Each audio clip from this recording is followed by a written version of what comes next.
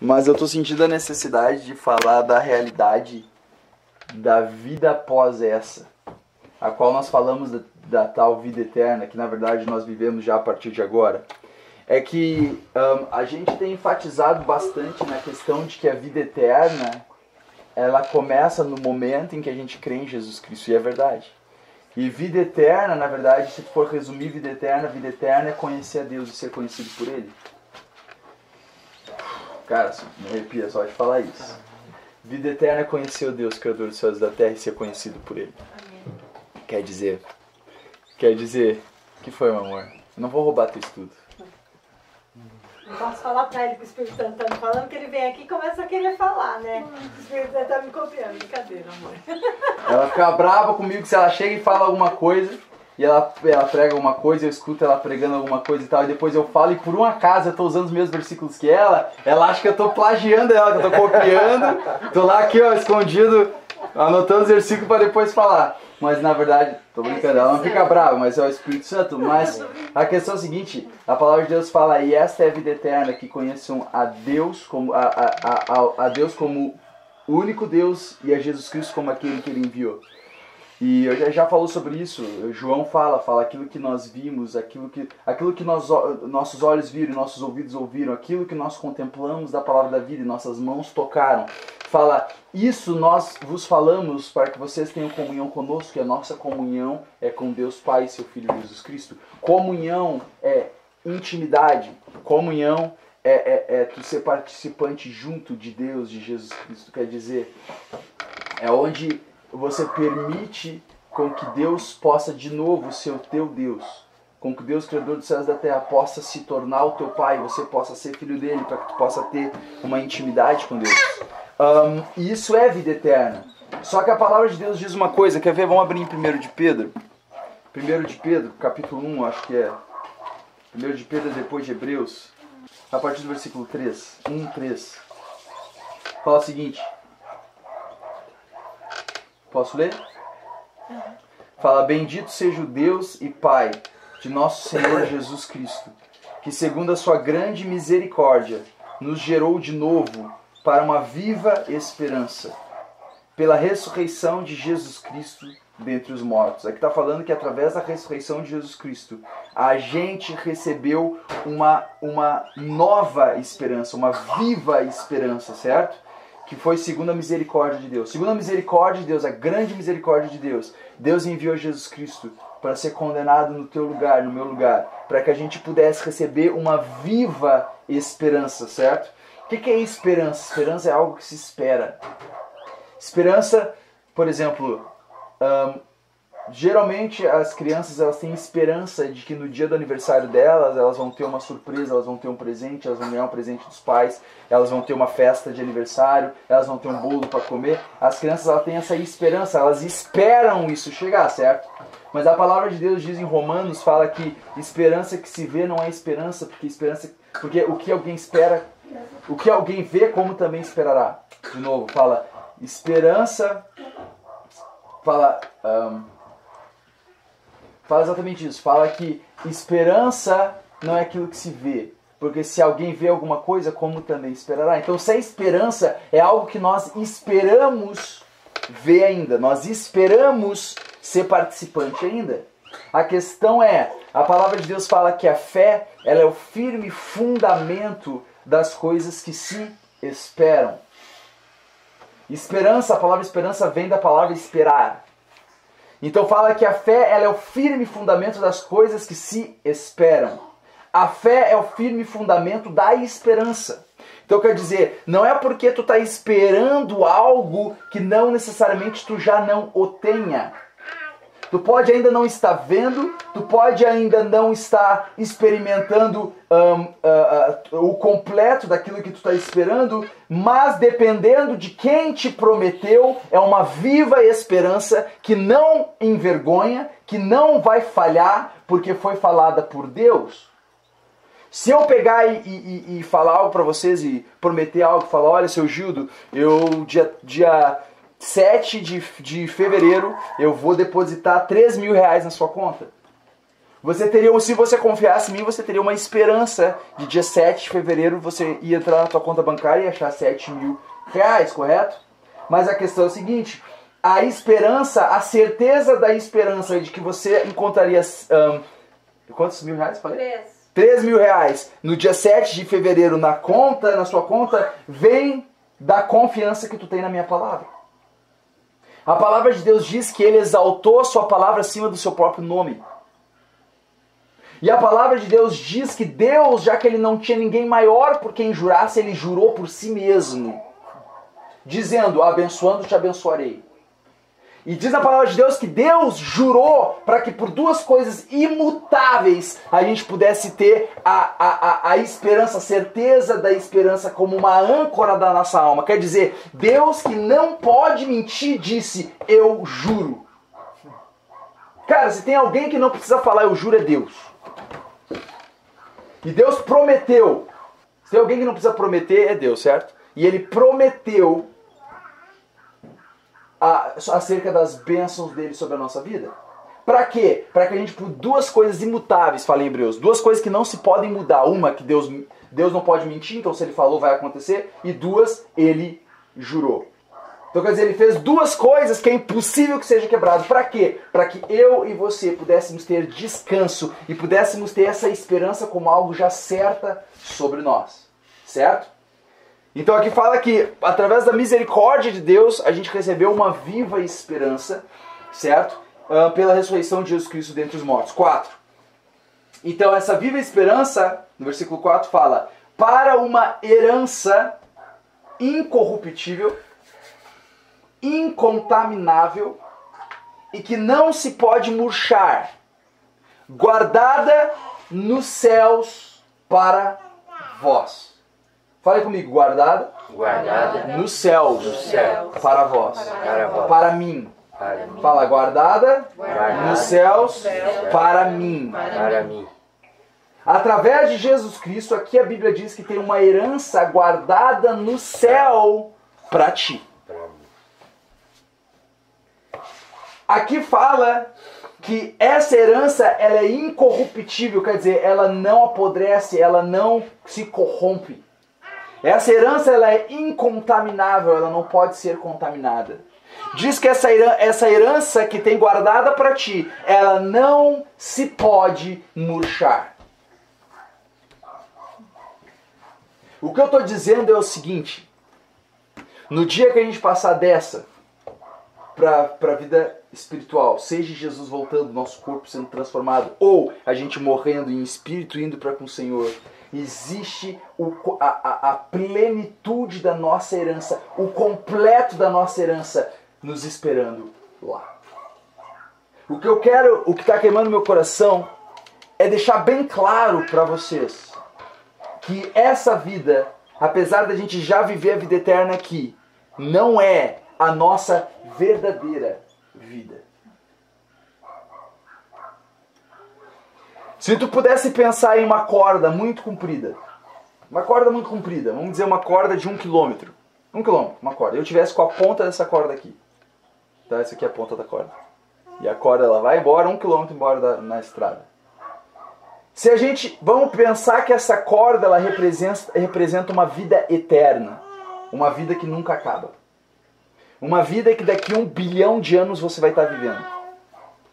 Vamos pensar um pouquinho menor porque é mais fácil de entender. Uma vida que daqui 1000 anos você vai estar vivo ainda. Uma vida que daqui 10 mil anos você vai estar vivo ainda. Uma vida que daqui 50 mil anos você vai estar vivo ainda. Se a gente fosse pensar de que essa corda é a vida eterna, qual porcentagem da corda seria a nossa vida aqui na Terra? Seria algo menor que isso aqui. Isso aqui, né? Menor que isso aqui. E a gente se preocupa tanto por isso aqui. Isso aqui define tudo o resto. Mas isso aqui, em comparação com isso aqui, depois que tu já tem garantido o resto da vida eterna para você, isso aqui não é nada. Não é verdade? Se a gente tem uma mentalidade acerca da verdade, da realidade, que nós nunca vamos morrer, você enfrenta a vida de uma maneira diferente. Aqui fala que tem uma herança que está guardada para ti nos céus, e essa herança ela é incontaminável, incorruptível e não se pode murchar. A palavra de Deus fala: o que é a vossa vida se não é como a erva que está por um momento, vem o calor do sol, seca-se a erva, cai a sua flor. Mas aqui fala que essa herança ela não se pode murchar. Se você tem uma mentalidade e tu sabe dessa certeza, por exemplo, você pode falar: Natan, como é que a gente nunca vai morrer se tem pessoas que acreditam no Senhor Jesus e morrem? Aquele que crê em Jesus nunca verá morte. Porque a gente, para nós, pode parecer morte quando a pessoa cai dura no chão e você coloca ela num caixão e você enterra e coloca ela 7 palmos debaixo da terra. Pode parecer morte para nós. Pode parecer morte para nós porque a gente não consegue com esses olhos físicos ver o que está acontecendo no mundo espiritual. Porque se tu conseguisse ver no mundo espiritual, você ia ver o corpo da pessoa parada no chão, você veria o espírito da pessoa e a alma indo para um lugar eterno, ou bom ou ruim. Mas a pessoa está completamente consciente, sabendo muito bem o que está acontecendo. Uma pessoa, quando ela morre, ela não deixa de estar consciente. Ela sai do espírito, o espírito sai do corpo dela, e tem inúmeros testemunhos de pessoas que morreram e depois voltaram à vida. Tem vários testemunhos de pessoas que morrem, eles vão para o céu ou para um lugar bem terrível, e que depois acabam, pessoas conseguem ressuscitar elas, ou orando, ou através daqueles desfibriladores e tal, os médicos conseguem ressuscitar a pessoa, e a pessoa volta, e a pessoa diz: nossa, quando eu saí do meu corpo, eu vi o hospital, eu vi os enfermeiros, eu vi o hospital por cima, e fui num lugar, e as pessoas contam a história, e depois elas voltam e contam o que elas viram. E quer dizer, elas estavam muito conscientes naquela vida depois de morrer. Você te engana, e te engana muito, se você acha que quando tu morre, teu físico morre, você morreu. Morte é a separação de Deus. Por isso que agora, já hoje, você tem vida eterna, porque você está em Deus e com Deus. Amém. Então quer dizer, mesmo que eu morra agora no físico, eu tenho vida eterna e eu nunca vou ver a morte. Porque quando meu corpo morre, meu espírito está com o Senhor. A palavra de Deus diz que enquanto nós estamos presentes aqui na terra, fisicamente, nós estamos ausentes do Senhor. Ele fala: porque andamos por fé e não por vista, certo? Ou a gente sabe que a gente está com o Senhor agora, certo? Com Jesus. Ele agora está em nós e conosco, não é verdade? Mas quem é que está vendo ele fisicamente? Então, tu sabe que ele está contigo por uma coisa chamada fé. Certo? Então é isso que ele está falando. Ó, nós andamos por fé e não por vista. Então ele fala, enquanto nós estamos aqui presentes no corpo, a gente está ausente do Senhor. Mas nós desejamos muito antes de estar com ele. Mas desejamos também ser agradáveis, estando presentes ou ausentes. O que Paulo está falando? Ele falando: olha, sabe o que Paulo fala em Filipenses? Ele fala o seguinte: eu tô com uma decisão difícil para fazer. Eu estou botando nas minhas palavras, tá? O que Paulo falou. Eu estou com uma decisão muito difícil de fazer. A minha maior vontade é morrer e ir para o Senhor. Porque isso é muito melhor. Morrer e estar com o Senhor. Mas eu acho que é melhor eu ficar na terra por causa do trabalho que eu estou fazendo. Eu estou vendo que o trabalho que eu estou fazendo está trazendo edificação para a igreja de Deus. Então eu acho que é melhor. Não é o que eu gostaria. O que eu gostaria era morrer e ir para o Senhor. É o que eu gostaria, era morrer e ir para o Senhor. Mas, por causa de vocês, eu vou ficar para trazer mais fruto para a vida de vocês. Cara, um dos dois. Ou esse cara tá lelé da cuca, ou ele sabe de alguma coisa, ou ele tem certeza de algo que as pessoas geralmente não têm.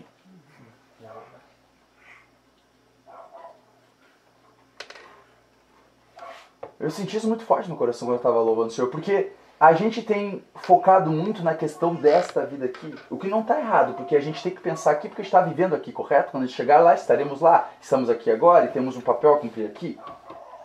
Mas eu não quero de maneira nenhuma deixar de mostrar para vocês a realidade do que nos está por vir, a herança incorruptível que está guardada.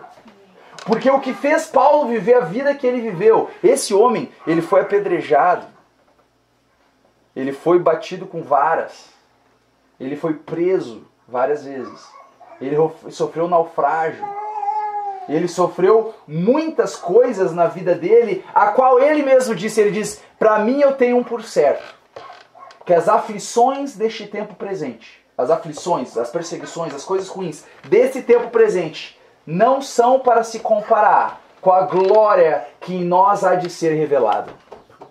Amém. Cara, se eu falar isso, se eu falar, olha, eu tenho certeza que as aflições desse tempo presente, as coisas ruins que eu estou passando, as perseguições que eu estou passando, elas não são para comparar com a glória que em mim há de ser revelada. Se eu falar isso é uma coisa. Mas quando Paulo, um cara igual Paulo, que passou o que ele passou, eu nunca fui preso por pregar o evangelho, eu nunca fui apedrejado, eu nunca fui chicoteado, eu nunca fui batido com vara, pau, eu nunca fui preso, eu nunca recebi essa perseguição. Então eu falar uma coisa dessa, beleza, tem um peso. Mas quando tu vê Paulo falando algo assim, cara, o cara ele tinha a mente, os olhos focados em um lugar que não é esse aqui. Ele fala, pra mim eu tenho por certo isso, que tudo isso que eu estou sofrendo, mas nem se compara com a glória que em nós há de ser revelada.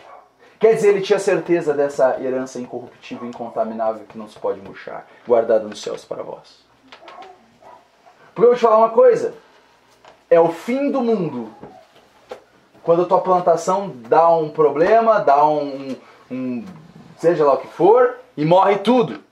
Pode ser o fim do mundo para você, se você não tem uma mentalidade eterna.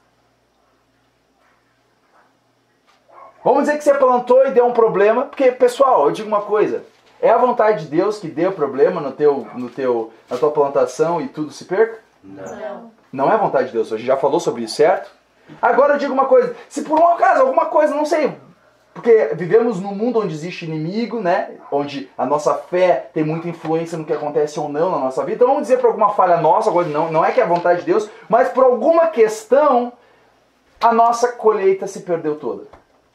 E tu tem dinheiro para pagar porque você pegou dinheiro emprestado para poder fazer uma plantação boa, para conseguir um dinheirinho melhor, para poder investir em alguma coisa que você queria. É uma situação ruim? É. Agora eu digo uma coisa para você. Se você tem Jesus apenas como alguém que faz algo por ti, e você não está com ele por causa de quem ele é em ti, mas sim pelo que ele faz por ti, você vai se desesperar. Você fala, Senhor, por que você falhou comigo? Por que você deixou isso acontecer? Você vai começar a apontar o dedo para ele, porque você se achega a ele para o que você pode receber dele. Agora, quando você tem o entendimento do que tu já recebeu nele, da vida eterna que te está esperando, mesmo que uma situação ruim dessa aconteça, você continua louvando e agradecendo ele, porque tu sabe que isso não faz nenhuma diferença à luz da eternidade. Faz sentido? Sim. Pega um problema desse e pensa se daqui a 1000 anos você vai estar pensando nele. Pega um problema desse e vê se comparado com o que tu tem reservado para ti tem algum significado. E outra coisa, Deus te deixou por causa da tua colheita? Ou Deus ainda está contigo? Então não tem o que se desesperar, certo? Mas a gente fala ainda que eu ande pelo vale da sombra e da morte, não temerei mal algum, porque tu estás comigo. Mas depois, se tu tá andando no vale da sombra da morte, ai Deus, por que isso está acontecendo comigo? Calma, cara, você não falou. Se eu andasse pelo vale da sombra da morte, não temerei mal algum, porque tu está comigo. Quer dizer, o que me deixa tranquilo é a presença de Deus em mim, não o que acontece em volta de mim, certo? Mas é muito importante a gente ter essa mentalidade do que há por vir na vida eterna. Porque daí a gente vive essa vida na sua importância correta, certo? Porque senão você pode se preocupar tanto com essa vida, a qual é passageira, em vez de você ter uma mente de que você tem uma vida eterna, certo? Sim. O meu pai, interessante que meu pai, eu estava toda com ele em toda a circunstância da morte da minha avó, né, da mãe dele. E é muito interessante você ver uma pessoa que tem muito firme essa questão de essa realidade da vida eterna. Meu pai é um grande exemplo para mim de uma pessoa que tem uma mentalidade de vida eterna. Para ele, às vezes, ele parece até ser uma pessoa fria, Mas não é que ele é frio. Ele sabe, ele coloca as coisas na sua importância. Então a minha mãe tava com câncer. Não, a avó. A minha avó tava com câncer, minha mãe não tá com câncer, tá saudável e bem, graças ao Senhor Jesus. A minha avó tava com câncer, a mãe do meu pai. E daí o meu pai chegava pra minha mãe e falava: mãe, você já tem 80 anos, 70 e poucos, 80, não lembro exatamente. Fala assim, faz o seguinte, esquece tudo isso. Porque ela tinha acabado de descobrir um nódulo e ela queria ver o que é. E o pai falou: mãe, não te preocupa com isso. Caroço, você tá velha mesmo, esse caroço aparece. Não te importa com isso. Pega teu dinheiro, viaja, vai curtir a vida, vai fazer o que tu nunca fez, esquece, para de ficar procurando problema. Se tu procurar problema, você vai achar. E ela, não, tá, mas daí botaram a pilha nela, ela foi correr pra ver o que é, câncer. Ai meu Deus, câncer. Depois falou: mãe, pega tuas coisinhas, um dia todo mundo vai morrer. Todo mundo vai morrer. Você já conhece Jesus, você sabe pra onde você tá indo, sabe? Vai fazer tratamento, você vai fazer essas coisas, isso aí mata uma pessoa boa, uma pessoa saudável, morre se fizer esse tratamento que eles fazem pra pessoa com câncer. Pega, vai curtir a vida, faça alguma coisa, sabe? Falou pra ela. E ele falando isso com ela, e a empregada na casa falou: Jairo, para de falar isso, mas claro que não, dona Dulce, não, tudo tá certo, você ainda vai viver muito e tal. E meu pai, tipo, sim, vai estar lá com 200 anos. Tipo, o meu pai amava ela, o filho que mais se dava bem com a minha avó era o meu pai. E meu pai assim, tipo, mãe, todo mundo vai morrer um dia, curte a vida, para de ficar indo atrás dessas coisas, você já tá garantido a tua vida eterna e tal. Ela foi atrás de médico, começou a fazer o tratamento, não deu outra, começou a fazer o tratamento, ela tava saudável, ela tava com os caroços, ela tava sem dor, sem nada, começou a fazer o tratamento, até morrer. E passou por situações ruins, coisas vergonhosas e tal, que geralmente acontece com pessoas que fazem esse tratamento. E cara, eu não vi meu pai abalado um tiquinho nenhuma vez. Nenhuma vez. E daí quando foi na hora do funeral da minha avó, ele ainda aproveitou para pregar o evangelho. Ele falou: a morte chega para todo mundo. E tem pessoas aqui que a morte pode não demorar muito para chegar. Ele começou a falar que tinha uns velhinhos amigos da minha avó que vieram, ele já começou: olha, a minha mãe foi, e graças ao Senhor Jesus ela tá com o Senhor Jesus, mas a morte vem para todo mundo. E tem pessoas aí que a morte pode estar muito próxima. Mas tipo, cara, é a realidade. Não adianta você querer esconder, tampar o sol com peneira. Tu pode pensar: pô, que cara frio, ele não amava a mãe dele. Meu pai amava e ama a mãe dele, mas ele tinha certeza pra onde ela estava indo. Então saudade fica, cara. Mas é a mesma coisa se ela estivesse viajando pra Europa e não pudesse mais vir visitar o filho. É a mesma coisa. Ela viajou. Ela está num lugar melhor ainda que a Europa. Bem melhor. E eu vou me encontrar e vou passar a eternidade com ela. Então, o meu pai, eu tenho um bom exemplo dele nessa questão. Quantas pessoas iam entrar numa de desespero, de apavoro por causa disso. Mas não é o que a Bíblia diz. A Bíblia fala pra gente, não é pra gente se entristecer como os demais que não têm esperança. Nós temos uma viva esperança. Vamos abrir em João, versículo 14. Vamos ler o versículo 13, a partir do versículo 31. Aqui Jesus, ele está no último momento com seus discípulos, no último momento antes de ser preso e crucificado e morrer. Lembre que os discípulos aqui, eles tinham largado tudo para seguir Jesus.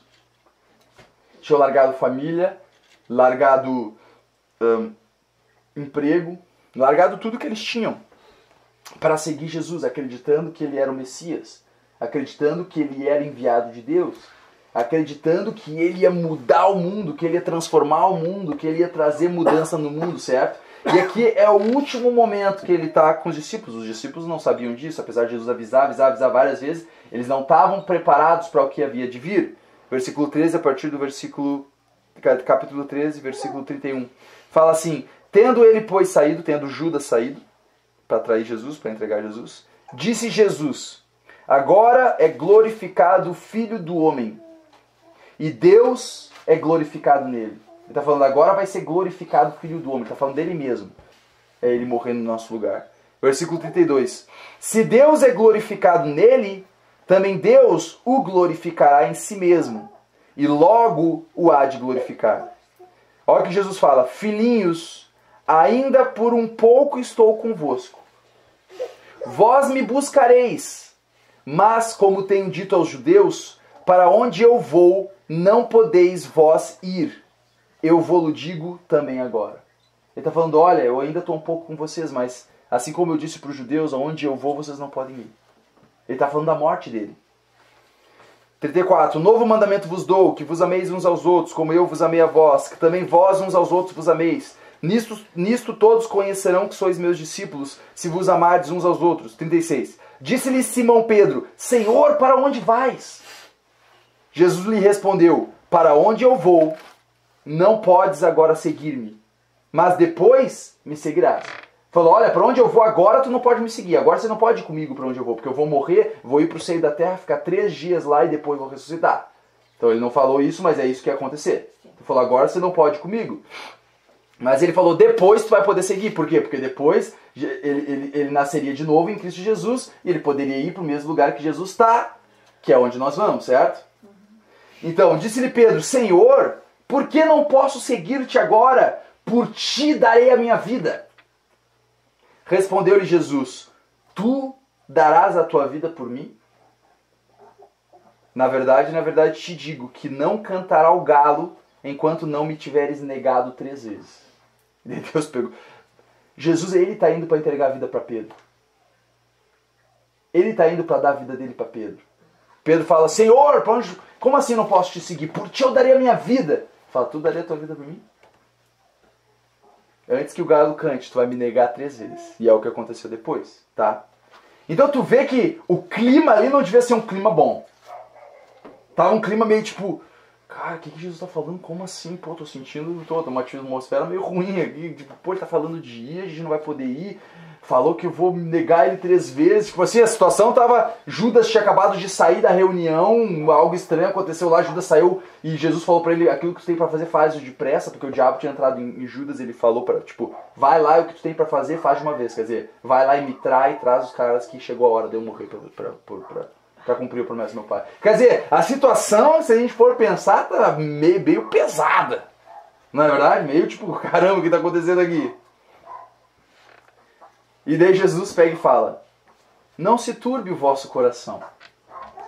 Credes em Deus, credes também em mim.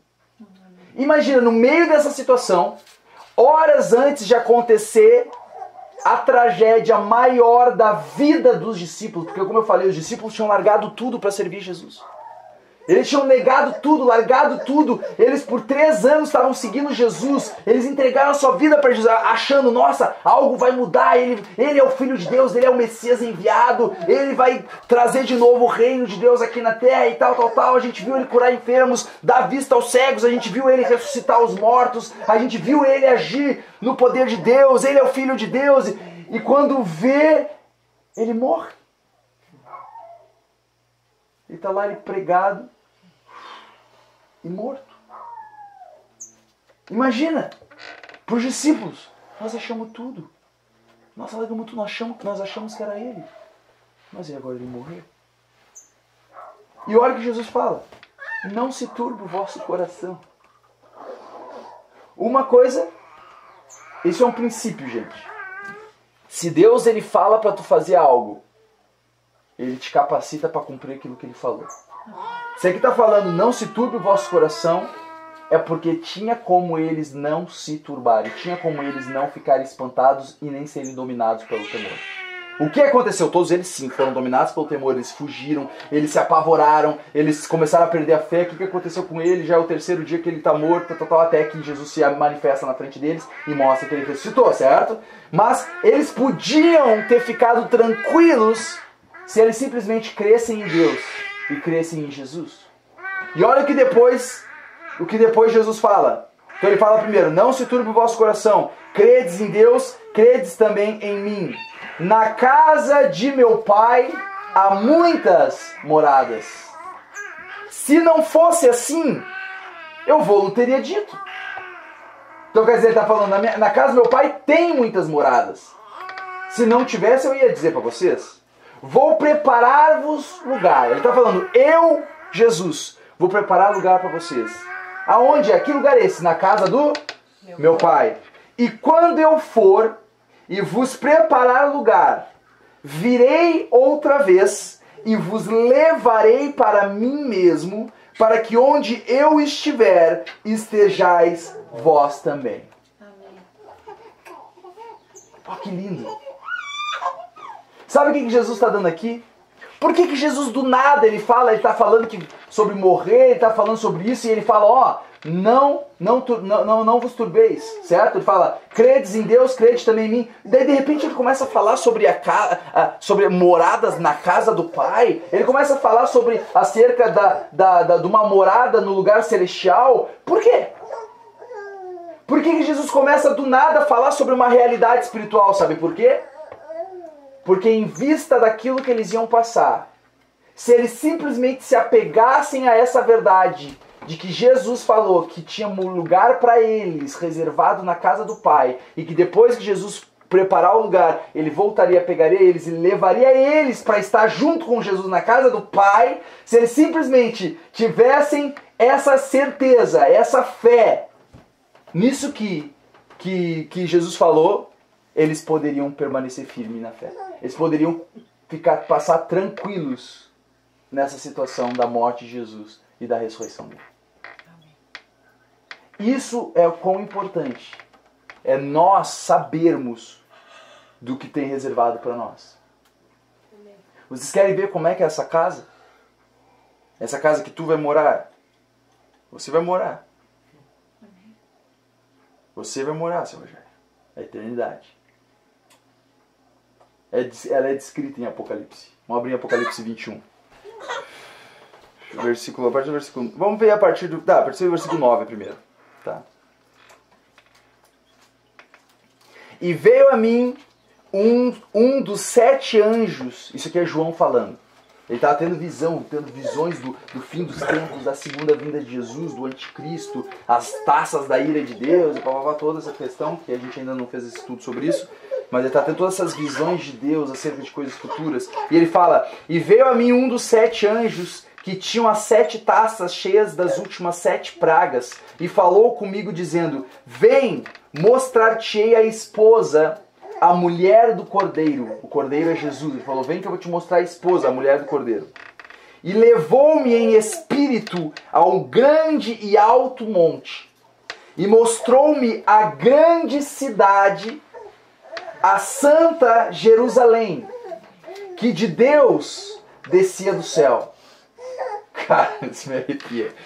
Ele fala de uma cidade de Deus, descendo dos céus, tá?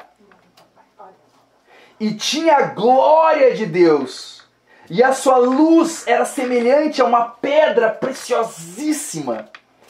É João tentando explicar o inexplicável, certo? Como a pedra de jaspe, era como cristal resplandecente, e tinha um grande e alto muro com 12 portas. Então essa cidade tinha um grande e alto muro com 12 portas e brilhava como jaspe, como cristal resplandecente. E nas portas, nas 12 portas, 12 anjos. E nomes escritos sobre elas. Então as portas tinham nomes sobre as portas e 12 anjos. Do lado do oriente tinha 3 portas. Do lado do norte, 3 portas. Do lado do sul, 3 portas. Do lado do poente, 3 portas. Então aqui ele fala que as 12 portas elas estavam separadas assim. No norte tinha 12 portas, no sul 12 portas, no leste 12 portas, no oeste 12 portas. Então a cidade a gente sabe o seguinte, ou ela é um cubo, ou ela é uma pirâmide. Vocês vão ver por que eu estou falando disso.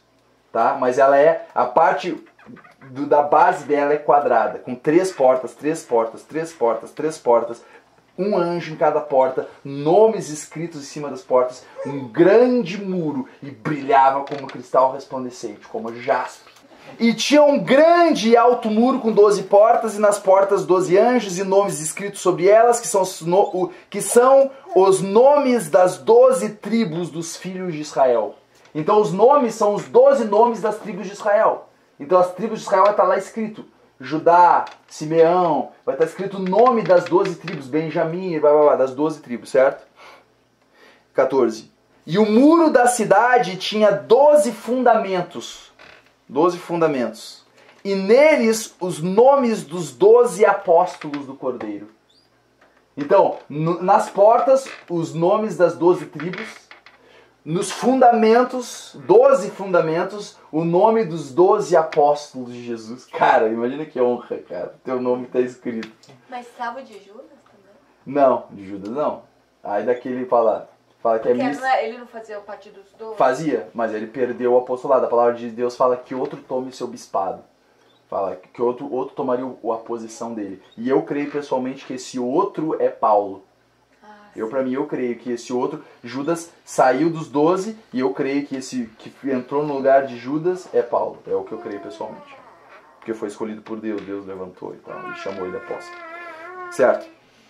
Então, e o muro da cidade tinha 12 fundamentos, e neles os nomes dos 12 apóstolos do Cordeiro. E aquele que falava comigo tinha uma cana de ouro, uma cana de medir, tipo uma metra, para medir a cidade e as suas portas e seu muro. E a cidade estava situada em quadrado. Então a cidade, ela estava situada em quadrado, era um quadrado, certo? E o seu comprimento era tanto como a sua largura. E mediu a cidade com a cana até 12.000 estádios.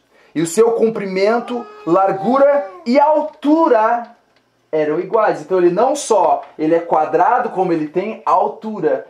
E é 12.000 estádios. Eu teria que ver quanto é que é calculado em metros para a gente poder saber, mas eu acho que é 1.200 e tantos quilômetros. Eu não me lembro, eu posso estar falando besteira, eu não me lembro. Mas é bem grande, não sei quantos mil quilômetros, não sei quantos mil quilômetros, eu não me lembro exatamente, teria que ver.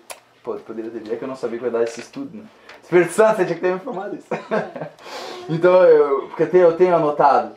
Mas então, a largura é o mesmo que o comprimento, que é o mesmo que a altura. Então por isso que eu digo, ou ela é um cubo igual uma caixa, ou ela é uma pirâmide. Ou ela é um cubo ou uma pirâmide. É a única das duas formas que pode ser. Certo? Eu também acho que é uma pirâmide. Porque eu acredito que é uma pirâmide. Eu creio que é uma pirâmide. Então, essa cidade, ela é tão real que a Bíblia diz como ela é. Vamos continuar lendo. E mediu o seu muro de 144 côvados, que é a altura do muro. De novo, eu teria que fazer a conta para poder dizer em metros quanto é que é. Conforme a medida de um homem, que é a de um anjo. E a construção do seu muro era de jaspe. E a cidade de ouro puro, semelhante ao vidro puro. A cidade em volta, ela era feita de ouro puro, como vidro puro. Como assim ouro e vidro? Cara, é celestial, vai ter coisas que a gente nunca viu.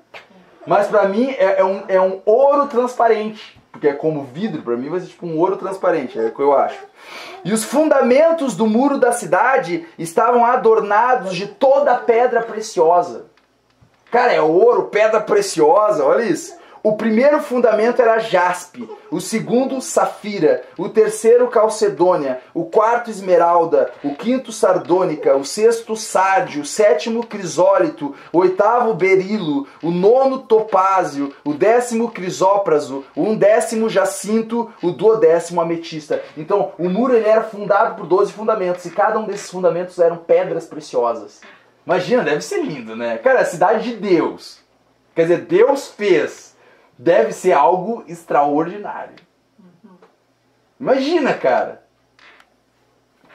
É o que ele preparou para você morar dentro. Amém. E as 12 portas eram 12 pérolas. Cada uma das portas era de uma pérola, e a praça da cidade dentro de ouro puro, como vidro transparente. E nela não vi templo, porque o seu templo é o Senhor Deus Todo-Poderoso e o Cordeiro. Então não viu igreja, templo, não viu templo lá dentro, não tinha tipo, o lugar para congregar, não tinha templo, porque Deus é o templo e o Cordeiro, certo? E a cidade não necessitava de sol nem de lua para que nela resplandeçam, porque a glória de Deus a tem iluminado e o Cordeiro é a sua lâmpada. Cara, quer dizer, não precisa de sol ou lua, a glória de Deus ilumina aquela cidade. E as nações dos salvos, quem é salvo? Amém. Cara, se você é salvo, cara, você tem que estar empolgado ao ouvir isso, para levantar a mão.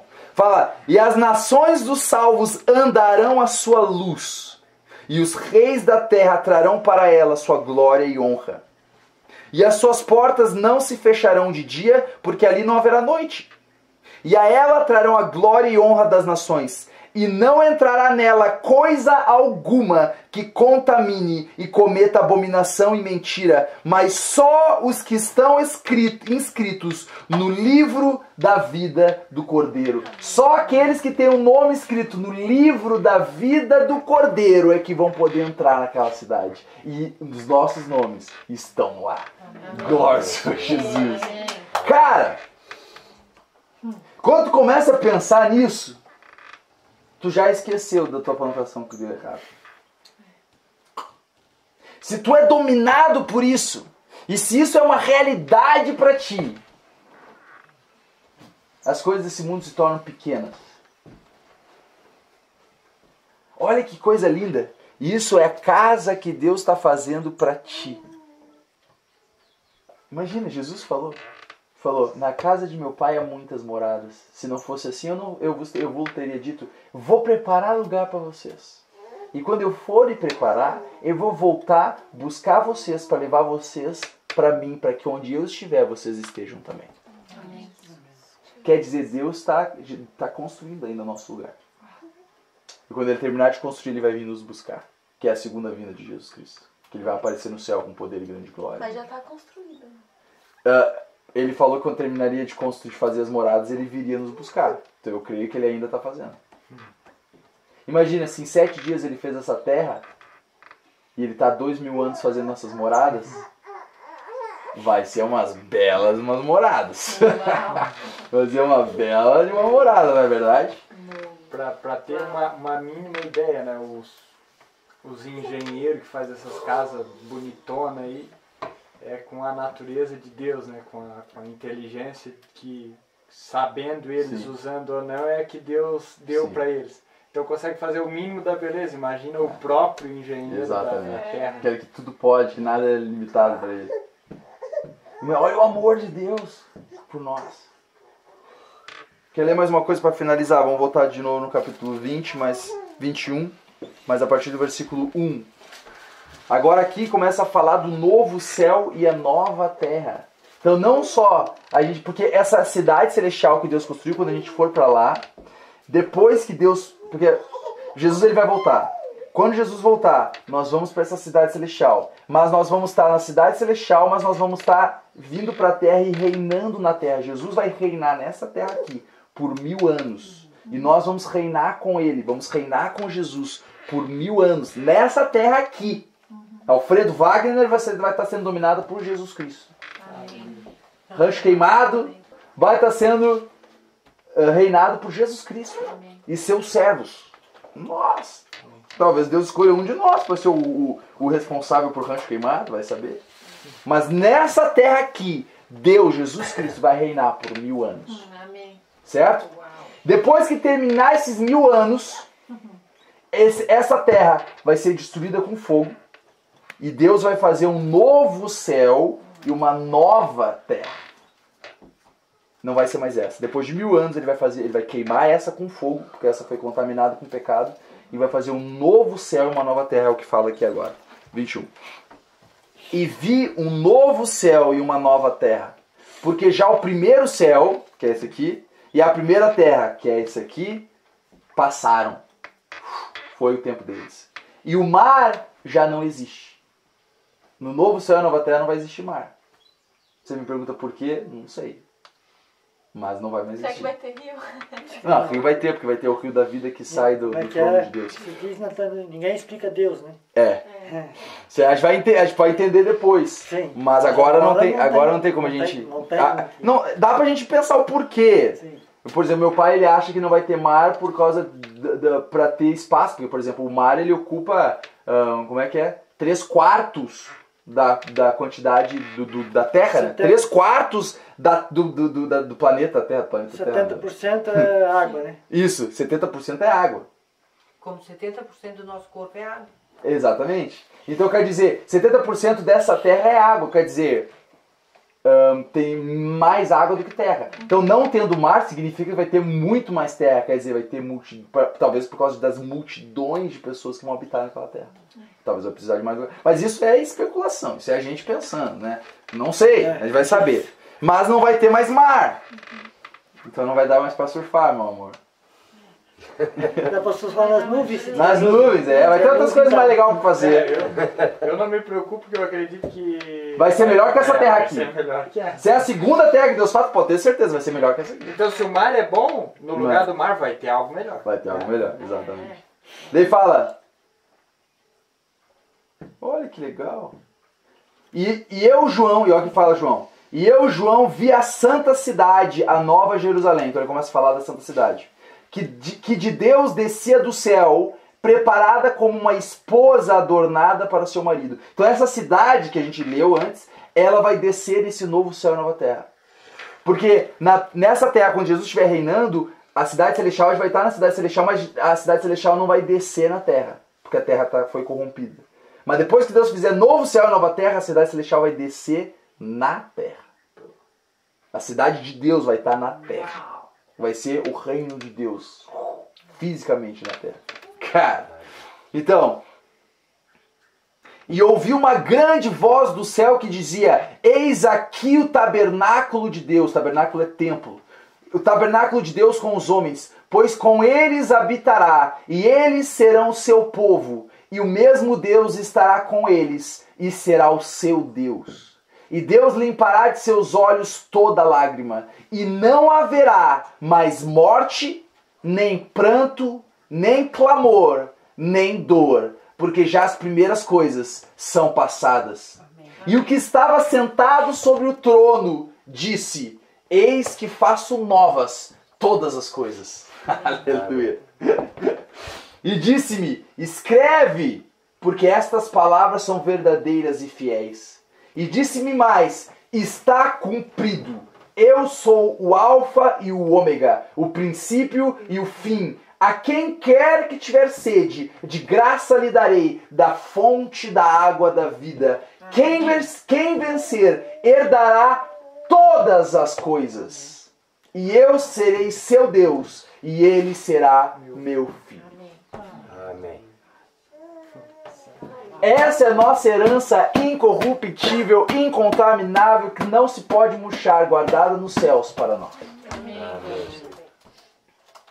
A gente tem que ter isso claro na nossa mente. Porque não é só para essa vida. Se tudo desse de errado nessa vida, cara, e isso é verdade sobre você? Se tudo desse errado nessa vida, mas isso é verdade sobre você, é para tu estar pulando de alegria. Se nessa vida é a vontade de Deus que tu prospere financeiramente, mas se nessa vida você não prosperasse, se isso aqui é verdade e é sobre você, é para tu estar pulando de alegria. É a vontade de Deus que tu tenha saúde, mas se tu vivesse a vida toda doente, e isso sendo verdade sobre você, era para tu estar pulando de alegria por causa dessa verdade. É a vontade de Deus que você tenha uma vida cheia de bênçãos. Mas se por algum acaso você não vivesse nada de bênçãos, a não ser isso aqui, é razão suficiente para tu estar pulando de alegria e glorificando a Deus.